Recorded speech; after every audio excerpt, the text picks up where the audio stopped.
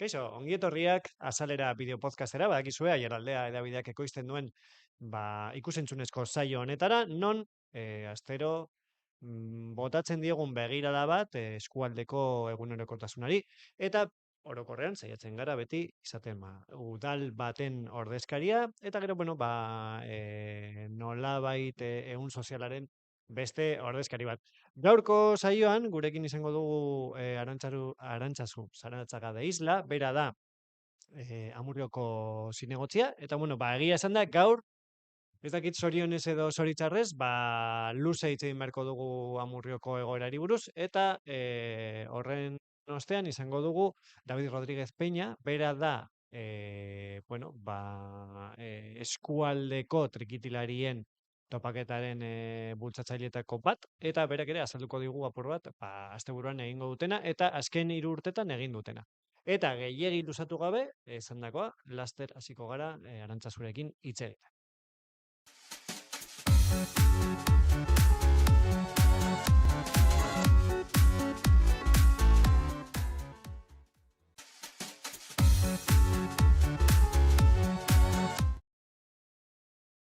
Eta, aipatutakoa, hemen daukagu gurekin Arantzazu, zer moduz? Egunon. Bueno, pizkat urduri nagoela aitortu behar dizut. Ez Bueno, nago no. ohituta horrelako eszenatokietan egotera. Bai, kamerek beti kamera bat ikusten duzuna, badirudi dagoela arma bat zure Hori da, begira. Baina, bueno, horixe. lasai, hau, momentuz ez dute tiro egiten. Bueno, ez dakit ze moduz Amurrion, azken asteotan, ez dakit... Bueno, aste potenteak izaten Bai, ari dira. potenteak agian. Bueno, aipatzen duzu aste potenteak izaten ari direla, tu reunioseko, enplegua regulatzeko prozesu hori abituta dago, 300 langileren lanpostuak horre kolokan daude. Ez dakit nola jaso duzuen udalean albistea, eta zein urrats eman dituzuen aintzatatuta tokiko erakunde batek, dituela nahiko eskumen mugatuak olako kasuei aurre egiteko. Bueno, hori zuk aipatu duzu berria, ez? Tubosi dagokionez, oso egoera latza bizitzen ari gara, oso kezkagarria da egoera, eta hori ezin da ukatu. Eta egia da, aiaraldea osoan inpaktua duen berri bat dela, baina Amurriotarrontzat benetan oso kezkagarria den berria da, erabat zeharkatzen gaituen egoera tamalgarria da bizitzen ari garena. Eta seriotasunez hartu beharreko berria. 300 bat langile dira, lanpostuak hor koloka dituztenek, baina ez dira bakarrik 300 bat langile baizik eta 300 bat familia, ez?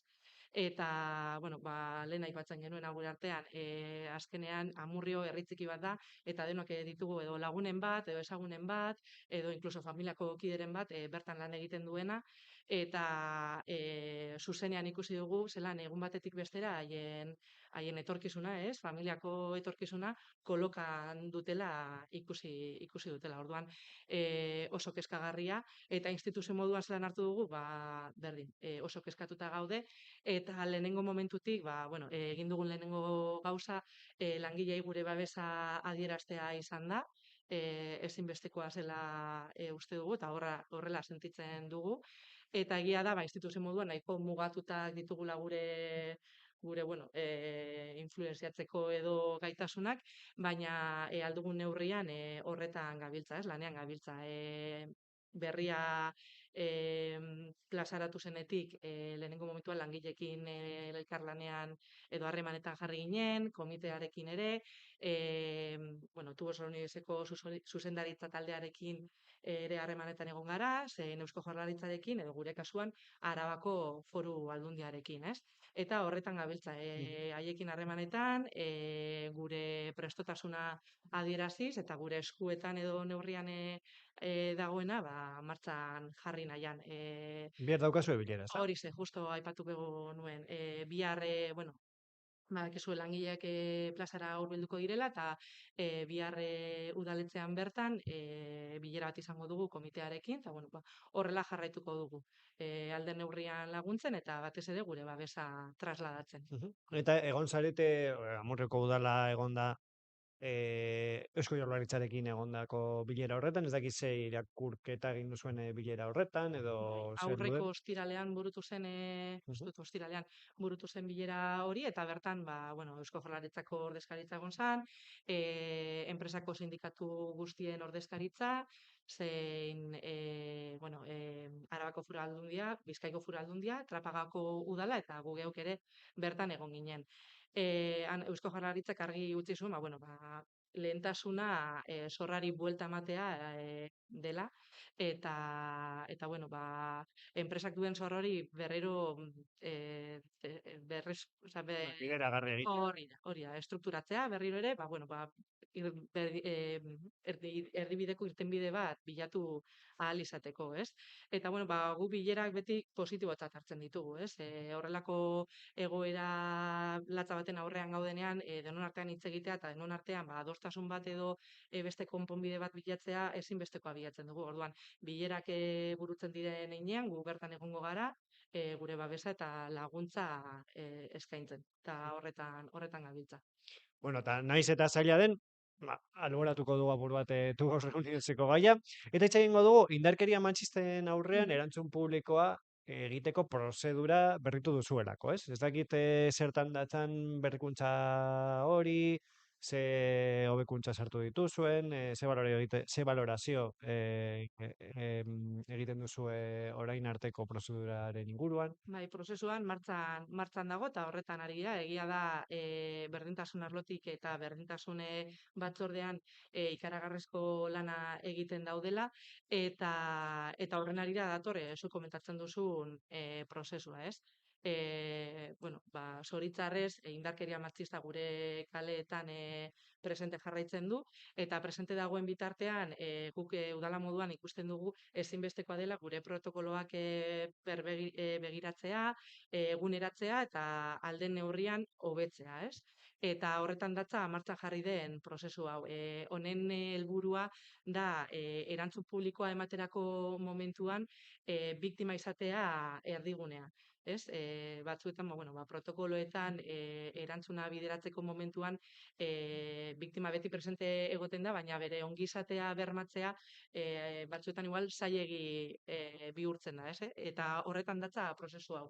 Egiten diren edo egingo diren aldaketak biktimaren ongizatea bermatzeko izango dira eta batez ere bere beharrak erantzun publikoa ematerako momentuan bere beharrak beti abia puntuan izatea.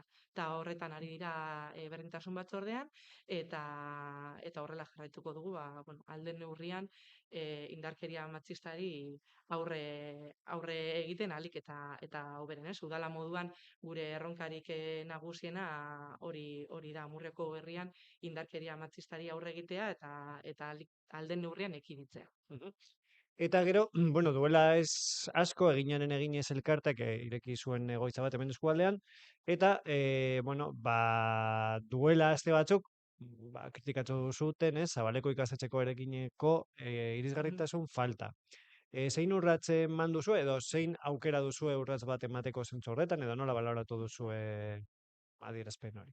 Bueno, kasu honetan nik uste garrantzitsua dela Zabaleko eraikina ezberdintza, ez? Zabalekon berez bi eraikin ditugu. Bat eskola eraikina, bertan eskola jarduera martxan dagoen eraikina, eta bestea eraikin zaharra dena, ez? Salaketa hau dator eraikin zaharraren harira. Berez, Zabaleko eskola dagoen eraikin horretan ez dago inolako arazorik irisgarritasunarekin, batez ere udalak bere momentuan ja inbertsio batzuk egin zituelako, igogailua jarri zen, tranpa batzuk eraiki ziren eta orduan hor bermatuta dago. Salaketa dator beste eraikinagatik. Hor egia da aurreskola dagoela, baina aurreskola lehenengo solairuan kokatuta dago, beraz ez dago inolako arazorik. Eta bertan guk udala moduan ez daukagu inolako aktibitaterik martxan. Bai, orduan guk ez daukagu momentu honetan horrelako inbertsiorik egiteko aurreikuspenik, udala moduan ez dugulako bertan ezer martxan. Baina bai egia da, orain dela gutxi uste dute zuek ere plazaratu duzuela, Zabaleko hori dagokionez, inbertsio potolo egingo da, Zabaleko eta Mendikori dagokionez, 700.000 inbertsio bat egingo da, eraikin horiek hobetzeko eta bueno, pues, ahalik eta hoberen mantentzeko. Eta Zabalekoren kasuan bai, bertan dagoen kiroldegian aldagelak martxan jarriko dira, ganoraz egoteko, jantokiko atea ere konponduko dela. Orduan gure esku dauden gauza horietan bai inbertituko dugula eta hobetzeko obrak eta martxan jarriko ditugula, baina kasu honetan ez dagokigu Mhm. guri erronka hori. Aipatu duzu mendiko eskola, duela aste batzuk, bueno, ba, tamalez ere, edabidetan izan genuen, aize, bueno, sekulako aize ufadak Mm. egon zirelako hemen eskualdean, eta hoietako batek bota zuelako teilatuaren zati bat, ez? Uste dut nahiko aurreratuak daudela, ez? Konponketa lanak, zehazki zein egoeran daude. Bai, bueno, istripu nahiko larria eta potente izan zen, espero ez genuena, baina egia da udalaren aldetik erantzuna oso arina izan zela, premiazkoa ikusten genuelako, ez? Bueno, ni ere ama naiz, eta nire alaba eskola batera doa ere, eta azkenean gurasok gure seme alaba edo gure altzorrik preziatuena, ez? Eskolara eramaten dugunean, leku seguru batera eramaten dugula sentitu nahi dugu, bueno, babesa eskaintzen duen leku batera eramaten dugula sentitu nahi dugu. Eta zentzu horretan guretzako, premiazkoa izan zen istripu horri irtenbide ematea, konponbide bat bilatzea, eta benetan familiak sentitzea mendiko eskola leku seguru bat dela, eta horrela izaten jarraituko duela, ez? Orduan, bueno, istripua gertatu zen egun berean, bertan arratsaldean ara bertaratu ginen, antze egon ginen, kaltea benetan ikusteko, zenolako tamaina zuen edo zenolako kaltea zen ikusteko, eta ja protokoloa martxan jarri zen. Hurrengo egunean hezkuntza sailburua ere eskolara hurbildu zen ikusteko, segurtasun neurriak zirela eta 2 eguneko etetea egon zen eskola jarduera eta babesa ziurtatzeko eta hori hor bertan ja martxan jarri zen konponketa lan hori, ez? Egia da azkenean erabaki zela teilatu osoa aldatzea, segurtasuna bermatzeko eta bueno, erabaki izan zen araudiak eskatzen duena, baino pizkat sendoagoa den teilatu bat jartzea. Eta egia da obrak ja amaitzear daudela. Lanak oso arin egin dira, oso ondo kudeatu da, eta premiazkoa izan denez, bueno, oso arin egin da, eta amaitzear daude ja. Eta gero, beste gai apur bat korapilatsua, dela, ez? Arabako Basogintza Elkarteak, Amurrioko APOaren kontrako helegitea jarri zuela, Bai. ez? Apur bat baso kudeaketari lotuta, eta Euskal Autonomia Erkidegoko Auzitegi Nagusiak nolabait atzera bota duela egite hori, ez? Orduan, Uandre talde ekologistak egin zuen horrelako balorazio bat, oso balorazio positiboa, baina aldi berean adierazi zuen agian beharrezkoa dela Amurrioko udala Amurrioko udalak planteatzea Arabako Basogintza Elkartearen barruan egon behar den edo ez. Ez dakite zein irakurketa egin duzuen udalaren esparrutik orokorrean. Bai. Bueno, zuk esan duzun bezala, Amurreko udalak Arabako Basogintza Elkarteko kidea da, edo elkartearen barnean dago. Batez ere, udala moduan, gure herriko mendi publiko nahikotxo dugulako, ez? Bueno, terreno nahikotxo dugulako, orduan, propietate hori dugun heinean, elkartean egotea Bai, ezinbestekoa dela ustiatzen delako ere hori da. egurra eta bar. Hori da. Orduan elkartean egotea ezinbestekoa da.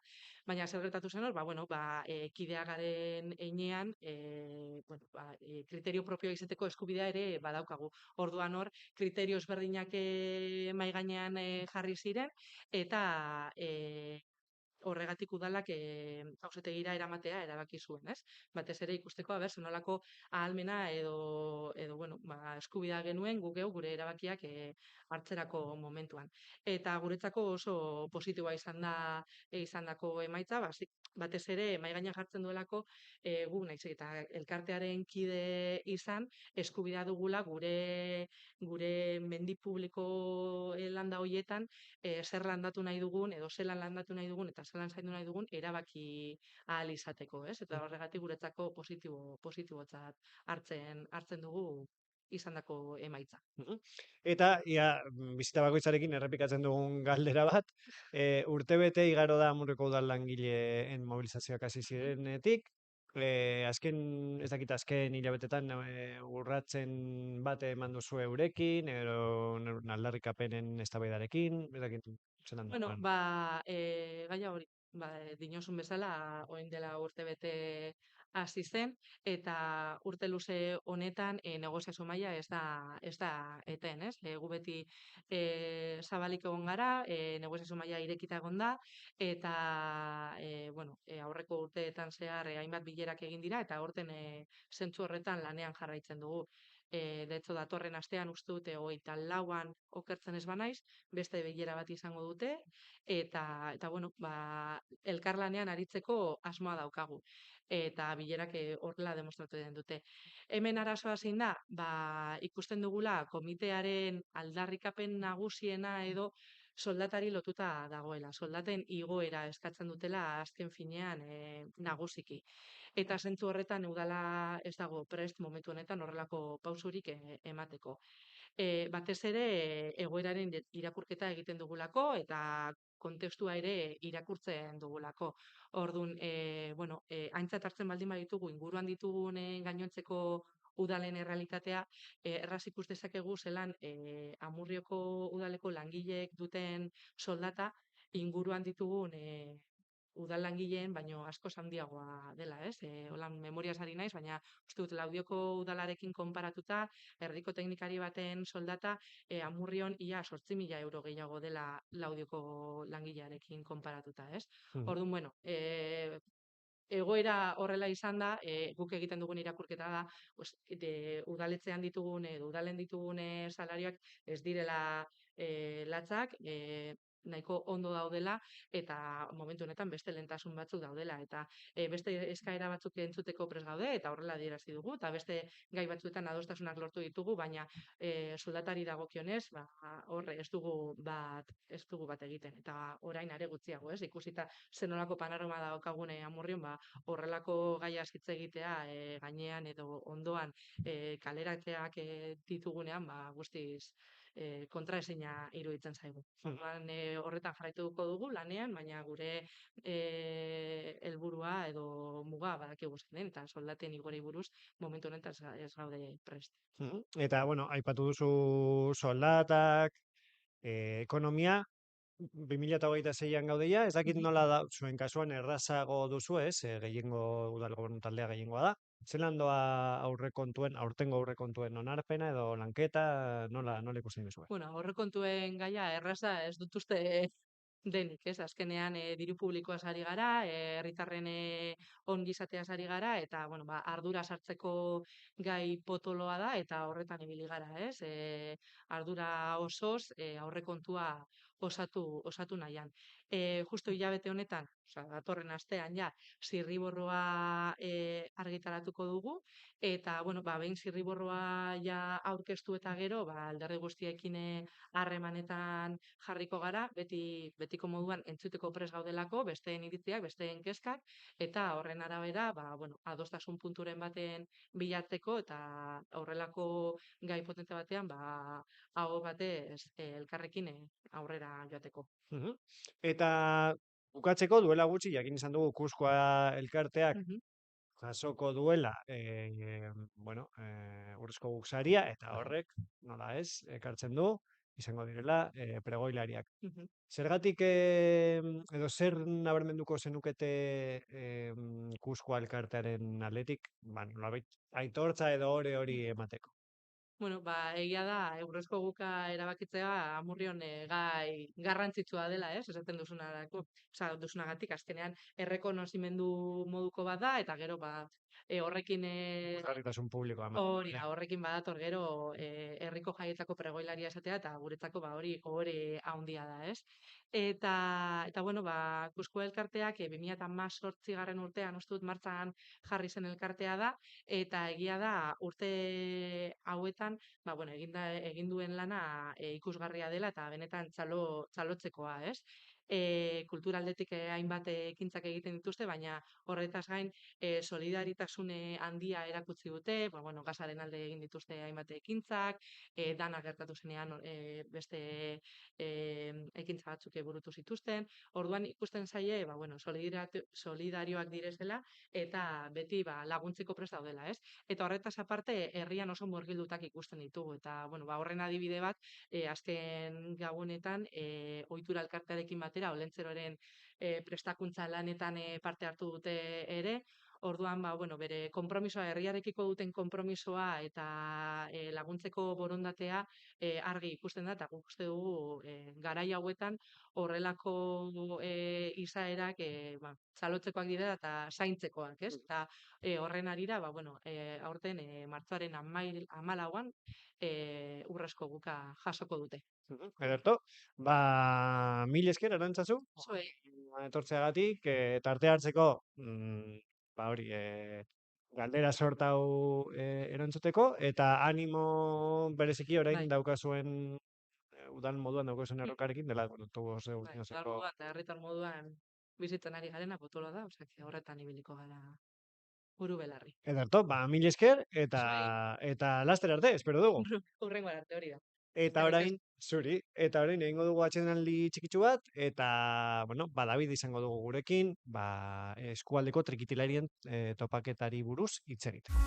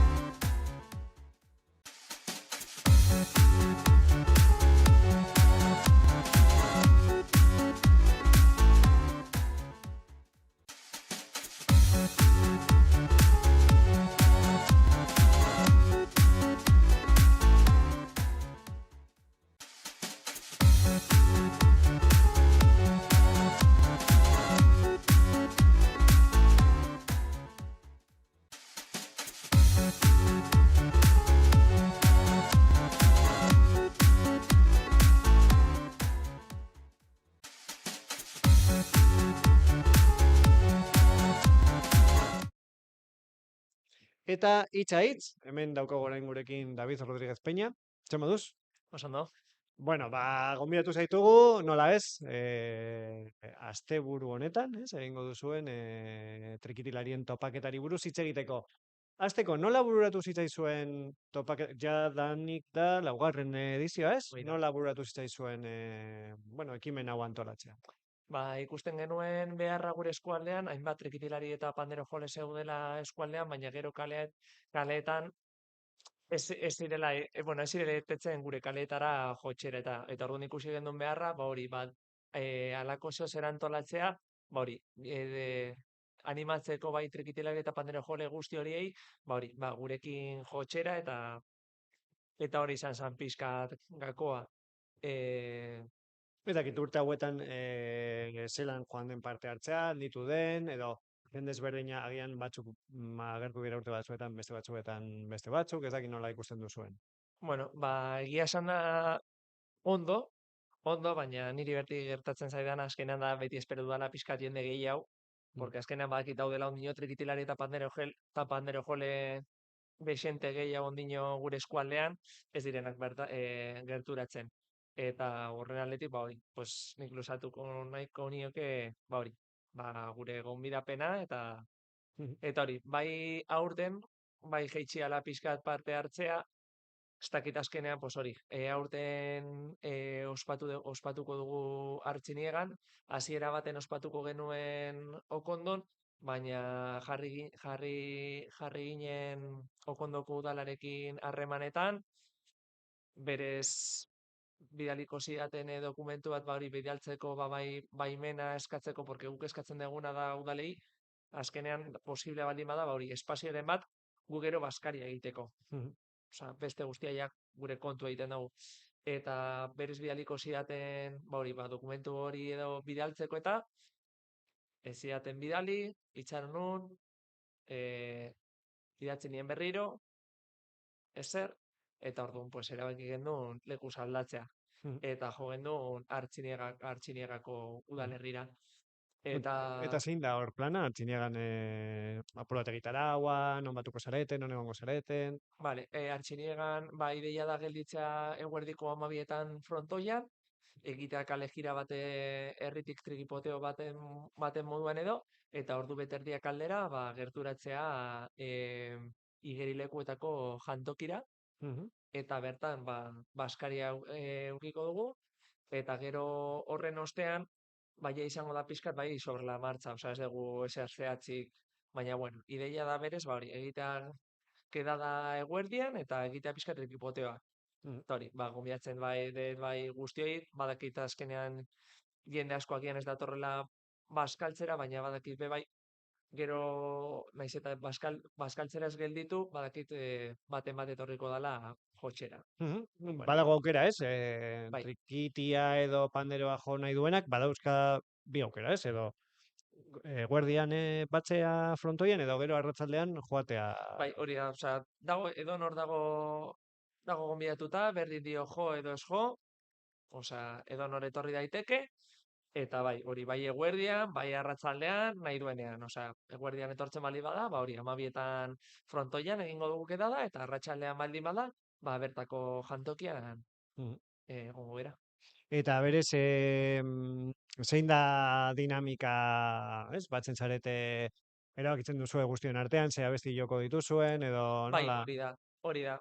Azkenean dau jende hasi berria dana edo, pues azkenean saiatzen gera guztiok joan ditugun abestiak, hori, ez egoteko inor begira, ez zer, orduan, pues, egon behar bagira errepikatzen abesti bat 10 bider, 10 bider errepikatuko ditugu, osea, ez deko inongo arazorik. Osea, gure ideia da ondo, gure proposamena da azkenean ondo pasatzea, eta trikitilari eta pandero jole horiek, Mhm. kalera irtetzea. Eta ez dakit, jadanik 3 edizio egin dituzue, fruituren bat eman dute topaketek, ikusi duzuna egun horretatik haratago agian jendea batu dela, edo elkar ezagutu zaretela agian ez ezagun zineten batzuk, edo nola baloratzen duzu zentzu horretan? Bueno, ikusten dena da azkenean gutxi gora bera beti biltzen garela azkenean berdinak eta egia esan da gehienak ezagutzen ditugu ja gure artean. Mm, Orduan, horren aldetik mm. ez dago. Eta adibidez, aipatu duzu ez, badaudela trikitilari asko, baina asko ez direla hurbiltzen, zure ustez agian trikitilari batzuek ez dutelako ikasten edo publikoan jotzeko, baizik eta euren zaletasun moduan edo nola. Pues nik uste egongo dala denetarik, bai jendea azkenean hori pues lotxaren kontua eta daukana, eta ez duela nahi kalera irtetzea, eta beste batzuk pues azkenean pues ez dira etortzen, pues ez dira etortzen, osea ez dakit zehazki Mhm.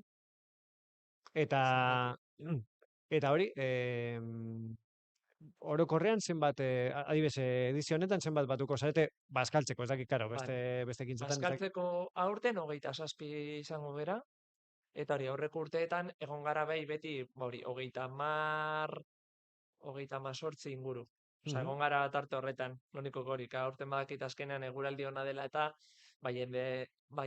jende deixente, pues, bai jungo dala kanpora, eta orduan, pues, ez dela etorriko, osea. Mhm. Baina, bueno, Mhm. egia esan da ondo, eta pozik. Mhm. Eta printzipioz hori esaldu duzu. Goizean trikipoteo bat, Baskaria, eta gero arratsaldean noiz arte luzatu zaitezkete, edo ez daukazue beste urte batzuetan. Bueno, pues beste urte batzuetan, azkenean, edo bai ekin genunean, bai lehenengo edizioan izan zenean Laudion eta Baskaldu genuela hemen karrikan, bai ostean, gero jun ginela el Laudiotik, buelta askar ematra, eta egia esan da bai luzatu ginela esente, oza, 12 ordu batak arte, bai luzatu ginela, udaltzainengoak etorri arte, guzti, guri tokea ematera zeudelako bizilagunak ja deika. Baina hori, normalean, 10 aldera edo, bai. 10 arte, gaueko 10 arte edo, bai egoten gerela hortik. Ondo, orduan, ez dakite zerbait gehiago, bueno, zerbait gehiago, zure kasuan adibidez, zergatik erabaki zenuen trikia edo panderoa jotzea, eta zergatik zure ustez da, garrantzitsua, ez bakarrik jotzea eta ezagutzea, baizik eta batzea eta ikusgarritasuna ematea. Bueno, niri da instrumentu bat azkenean betian ikustatu zaidana, eta hori, eta da azkenean gure kultura bai, eta hori pues, sustatzea, pues, azkenean nik uste oso garrantzitsua dela. Eta orduan, pues hori, nik nahi dudan azkenean da hori, bai ikustea jendea honekin jarraitzen duela ez galtzeko. Eta ikusten duzu belaunaldi bat atorla atzetik, Bai, oza, nik uste jende desente dagoela ikasten, oza, ikasle pilo bat daudela, eta baina hori, oza, bultzatu behar ditugu bai ikasle horiek, gehi bere gurasoi, porque azkenean umeak direnean, azkenean batzen diren edo ez, erabakia dago gurasoengan. Orduan, ba hori, bultzatzeko, bai umeak ekartzeko gure zeretara, eta Bai, eta hartzeko ohitura, ez? Jotzeko kalean, Hori eta hori da. hori. Bueno, ba, orduan, larunbat honetan ez, daukazue Hori da. hitzordu hori, dagoena irekita parte hartuko duenarentzat Baskarian, baina baita ere, gurasoek eraman ditzaten euren seme alabak, edo trikitilari izan jaioak edo hasi berriak, ba, jotzeko zuekin, ezta? Hori da. Vale, ba, mil esker, David. Ba, mil esker Espero zuei, dugu bai. arrakastatxoa izatea. Eskatuko dizkizugu bideoak edo argazkiak. Oso ondo. Orduan, espero dugu webgunean ere horren berri ematea. Vale, eskerrik Eta, asko. zuri, eta Daviden ostean, bueno, ba, bakarrik zaigu agur esatea. Eta, bueno, gogoratu, bai asteburuan egingo dena, agendan topatu dezakezuela, baina uste dut, kasu honetan, topaketa nagusiena dela, edo hitzordu nagusiena dela trikitilarien topaketa. Gogoratu, gaiaraldea.eusen ikusi dezakezuela agenda atalean, eta nola ez, egunerokoan sortzen diren albisteak, ba, izan azken aldian maderas de iodio, edo tuboseko egoera, ba, webgunean ere izango duzuela. Besterik gabe, gogoratu hurrengo astean, ordu batetan ere berriro izango garela hemen, eta ba, ohiko eredua jarraiki, ba, izango ditugula ere udal ordezkariak. Eta, bueno, ba, herri ehuneko norbait. Laster arte.